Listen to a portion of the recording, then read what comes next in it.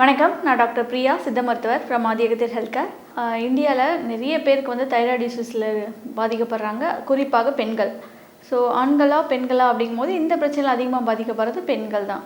So thyroid problem, thyroid gland எவ்வளோ முக்கியமானது நமக்கு அப்படின்னு பார்த்திங்கன்னா, நம்மளோட மெட்டபாலிசம் நல்லா இருக்கணும் அப்படின்னா நம்மளோட தைராய்டு ஹார்மோன் நல்லா இருக்கணும். அப்போ தான் நம்மளோட உடலில் இருக்கக்கூடிய மெட்டபாலிசம், வளர்ச்சிதை மாற்றம் சரியாக நடக்கும். தைராய்டு பிளட் டெஸ்ட்டில் நம்ம பார்க்கக்கூடியது T3, T4 அண்ட் TSH, இது மூணுமே பார்ப்போம். அது மட்டும் இல்லாமல் இப்போ ஹைப்போதைராய்டு, ஹைப்பர் தைராய்டு அப்படின்னு சொல்லி 2 வகை இருக்குது. ஹைப்போ அப்படின்னா குறைவான தைராய்டு. நம்ம நாட்டில் இருக்கக்கூடிய பெண்கள் அதிகமாக பாதிக்கப்படுறது பார்த்திங்கன்னா குறைவான தைராய்டுனால தான்.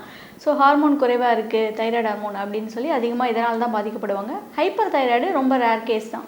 ஸோ ஹைப்போ தைராய்டு, அதாவது குறைவான ஹார்மோன் எதனால் இருக்குது அப்படின்னு பார்க்கலாம். ஸோ T3, T4 வந்து குறைவாக இருக்குது அப்படின்னா TSH அதிகமாக இருக்கும். ஏன்னா தைராய்டு ஸ்டிமுலேட்டிங் ஹார்மோன் வந்து நம்ம பிரெயினுக்கு ஒரு சிக்னல் கொடுக்கும். T3, T4 கம்மியாக இருக்குது, அதனால் அதிகமாக செக்ரேட் பண்ணும் அப்படிங்கிற ஒரு சிக்னல் கொடுக்கும். அதனால் TSH வந்து அதிகமாக இருக்கும். இது வந்து தைராய்டு குறைவாக இருக்கும் போது என்ன சொல்லுவாங்க, டெய்லி மார்னிங் வந்து தைராய்டுக்கான டேப்லெட் எடுத்துக்கோங்க அப்படின்னு சொல்லுவாங்க. அது இல்லாமல் டயட் இன்ஸ்ட்ரக்ஷன்ஸ் வந்து கொடுப்பாங்க. பொதுவாகவே காய்டர்னால் கட்டியை உண்டாக்கக்கூடிய சில உணவுகள் அதெல்லாம் வந்து தவிர்க்க சொல்லுவாங்க.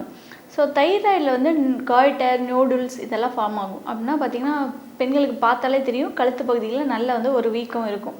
ஸோ தைராய்டு இருக்கக்கூடிய இடத்துல நல்ல வீக்கம் இருக்கும். ஸோ ஹைப்போ தைராய்ட்லேயும் இது உண்டாகும். ஹைப்போ தைராய்டில் இந்த மாதிரி கட்டி, நூடுல்ஸுங்கிறது நல்லாவே நம்மளுக்கு கட்டியாக விசிபிளாக நம்ம பார்க்கலாம். ஸோ பிளட் டெஸ்ட்டில் நம்ம இப்போ ஸ்பெசிஃபிக்காக இந்த 3 தான் பார்ப்போம், T3, T4 அண்ட் TSH. இது மட்டும் இல்லாமல் ஆன்டி டிபிஓவும் பார்க்கணும் கண்டிப்பாக. ஏன்னா ஆன்டிபாடிஸ் எவ்வளோ இருக்குது, தைராய்டு ஹார்மோனுக்கு எதிரான நம்மளோட ஆன்டிபாடி நம்ம உடல் எவ்வளோ இருக்குதுன்னு பார்த்துக்கணும். இப்போ தொடர்ந்து ரொம்ப வருஷமாக நம்மளுக்கு தைராய்டு பிரச்சனை இருக்குது அப்படின்னாலே கண்டிப்பாக இந்த ஆன்டிபாடிஸ் டெஸ்ட்டும் எடுத்து பார்த்துக்கணும். அது மட்டும் இல்லாமல் மோஸ்ட் ஆஃப் த பேஷண்ட்ஸுக்கு வந்து தைராய்டு பேஷண்ட்ஸ் வந்து அவங்களுக்கு பிசிஓடு சேர்ந்து இருக்கும். அதே போல் வைட்டமின் டெஃபிஷியன்சிலாம் இருக்கும். ஸோ விட்டமின்ஸில் வந்து விட்டமின் டி வந்து அவங்களுக்கு காமனாகவே டெஃபிஷியன்சியில் இருக்கும். ஸோ நம்மளோட தைராய்டு கிளாண்ட் வந்து ரொம்ப ஆக்டிவாக நல்லா இருக்கணும் அப்படின்னா நமக்கு தேவையான சத்துக்கள் அப்படின்னு பார்க்கும்போது வைட்டமின் டி தேவை. அதே போல் வந்து செலினியம், ஜிங்க்கு, காப்பர், இந்த சத்துக்கள்லாம் நமக்கு தேவை.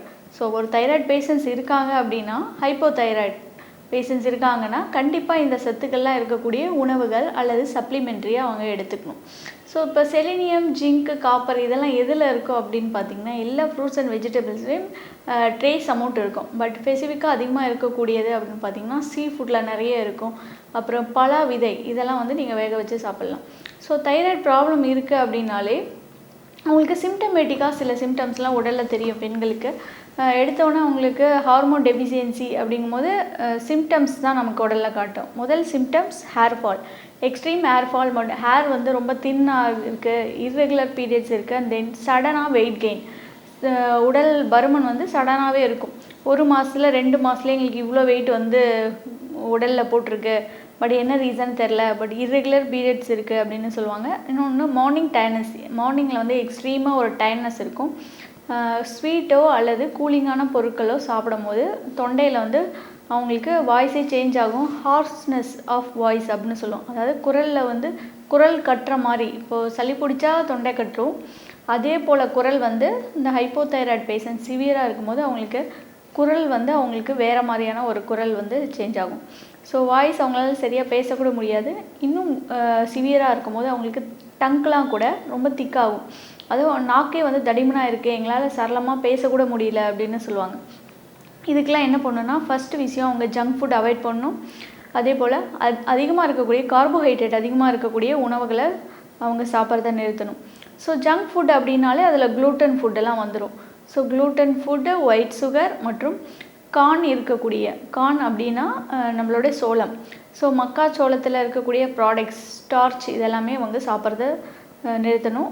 காய்டர் அப்படிங்கிறது சொல்லக்கூடிய கட்டிகளை உருவாக்கக்கூடிய சில காய்கறிலாம் இருக்குது. இப்போ முட்டைக்கோஸ், காலிஃப்ளவர், ப்ரக்கோலி இந்த உணவுகள்லாம் அவங்க தவிர்க்கணும். எக்ஸசிவாக இருக்கக்கூடிய ஸ்வீட்டு, ஆர்டிஃபிஷியல் ஸ்வீட்னர் அப்படின்னு சொல்லுவேன் இல்லைங்களா. இப்போ இந்த கேக், சாக்லேட் இதெல்லாம் வந்து ஆர்டிஃபிஷியல் ஸ்வீட்னர் ஒன்று ஆட் பண்ணுவாங்க. செயற்கை நிறமூட்டிகளும் சரி, இனிப்புகளும் சரி, இது எல்லாமே அவாய்ட் பண்ணிக்கணும்.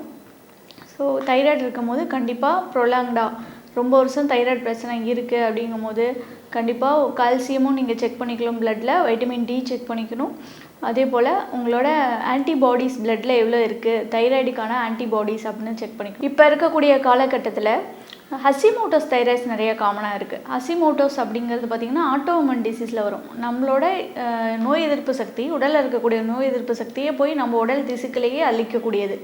அந்த மாதிரி நம்ம நோய் எதிர்ப்பு சக்தி ஹெல்த்தியாக இருக்கக்கூடிய தைராய்டு கிளாண்டை போய் எதுக்கு அட்டாக் பண்ணுது, அதனால் தைராய்டு சுரப்பு கம்மியாகுது. அப்படிங்கும்போது இந்த ஹசிமோட்டோஸ் தைராய்டு அப்படின்னு சொல்லுவோம். இதில் வந்து TSH அதிகமாக இருக்கும், T3 T4 வந்து ரொம்ப நார்மலாகவே இருக்கும். ஸோ இந்த மாதிரி ஆட்டோஇம்யூன் டிசீஸில் இது வந்து ஸ்பெசிஃபிக்காகவே வராது. வேறு ஏதாவது இப்போ ரொமட்டாய்டு இருந்தாலும் இந்த தைராய்டு பிரச்சனை, ஹசிமோட்டோஸ் தைராய்டு வரும். இப்போ காமனாக ஹைப்பர் தைராய்டு அதிகமாக கேஸ் இருக்க மாட்டேங்குது. ஹைப்போதைராய்டை விட ஹசிமோட்டோஸ் தைராய்டு காமனாக இருக்குது. ஸோ இது சொன்ன மாதிரி ஆட்டோஇம்யூன் டிசீஸ் அப்படிங்கிறதுனால வேறு ஏதாவது ப்ராப்ளம் இருக்கா அப்படின்னு சொல்லி பார்க்கணும். ருமட்டாய்டு ஆர்த்தரைட்டிஸ் இருந்தாலும் சரி, அல்லது ஸ்கின்னில் இருக்கக்கூடிய சொரியாசிஸ், எக்ஸிமா இந்த மாதிரி பிரச்சனை, அலர்ஜி ரியாக்ஷன் இருந்தாலும் இந்த தைராய்டு ப்ராப்ளம், ஹசிமோட்டோஸ் தைராய்டு வரதுக்கு நிறைய சான்சஸ் இருக்குது. அது மட்டும் இல்லாமல் இப்போ வந்து க்ரானிக் ஸ்ட்ரெஸ் லெவல் அதிகமாகும் போதும் இந்த மாதிரி தைராய்டு இஷ்யூஸ் வரும். நியூட்ரிஷன் டெஃபிஷியன்சி மட்டும் இல்லாமல் ஸ்ட்ரெஸ் லெவல், தென் சடனாக நமக்கு வரக்கூடிய சில PCOD மாதிரியான பிரச்சனைகள்னாலையும் இந்த தைராய்டு ப்ராப்ளம் இருக்குது. அப்படிங்கும்போது நம்ம ஆன்டிபாடிஸ் எவ்வளோ இருக்குது நம்ம பிளட்டில் செக் பண்ணி ஆன்டிபாடிஸை குறைக்கக்கூடிய சில மருந்துகள், அதாவது இது வந்து நோய் எதிர்ப்பு சக்தியினால் இல்லை பிரச்சனை வர்றதுனால நம்ம நோய் எதிர்ப்பு சக்தியை அதிகரிக்கக்கூடிய உணவுகளை எடுத்துக்கணும். அதே போல் இன்ஃப்ளமேஷனை குறைக்கக்கூடிய உணவுகள் இந்த மாதிரி எடுத்துக்கணும். மெடிசனும் வந்து ப்ராப்பராக எடுத்துகிட்டு வரும்போது 3 to 4 monthsலேயே இதை வந்து சரி பண்ணிக்கலாம்.